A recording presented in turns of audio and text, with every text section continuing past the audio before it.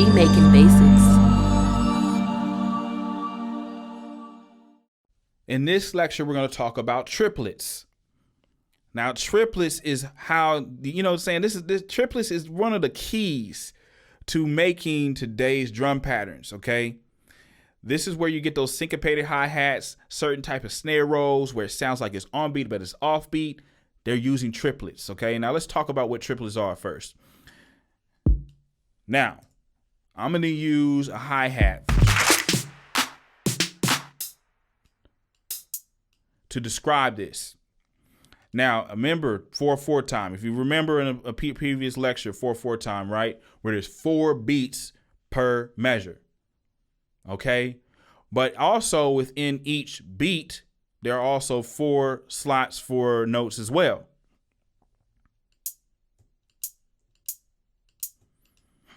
All right? With triplets, it's a simple concept. Instead of 4, there's only 3. And they would hit evenly throughout that particular part of the beat.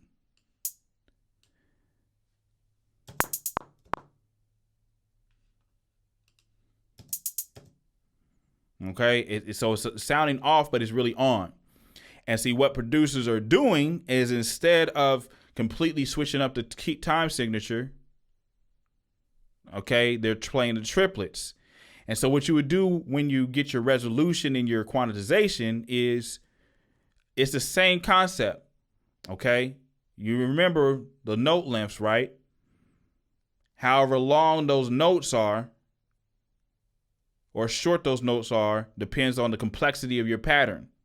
So meaning, for instance, looks like they're 16th notes, right? But in all actuality, we're dealing with 3s instead, so it's a 12th note.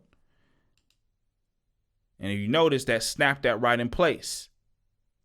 Okay, now this pattern was a little bit more, these notes were smaller.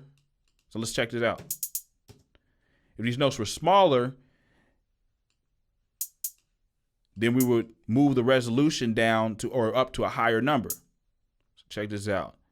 Say it's off. And so with triplets, a lot of times you can only do it within the step recorder or piano roll feature. But see, if I try to go ahead and select this 1/12, those other notes disappear. Why? Because it's only doing this for remember the note lengths, right? For a 1/12, okay, note. Stay with me. So what I would do on this particular, if I wanted this particular triplet pattern, right? I'm going to come over here to this grid resolution right here, 1/24. And it snapped in place, even though it was a very little snap in place. Let's do this again.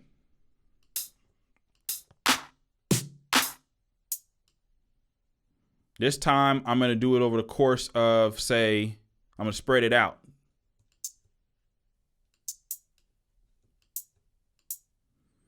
I got 3 notes within this half measure right here. So what am I going to do?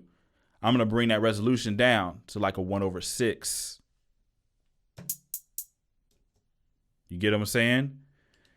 I'm hoping you're understanding this. Stay with me, man, because I'm telling you we're going somewhere with this. Trust me.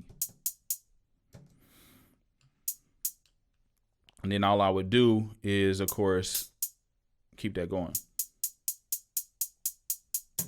Now, compared to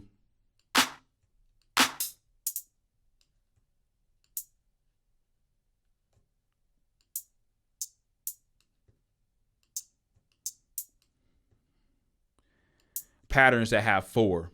See, this has 4 notes in it. This has only 3 for this half measure right here.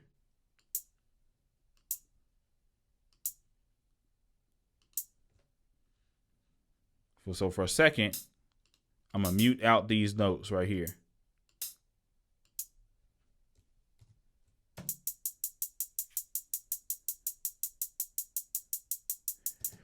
And with that type of rhythm, it has a different feel to it compared to,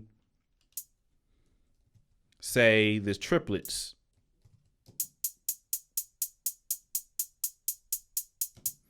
has more of a swing to it. Okay.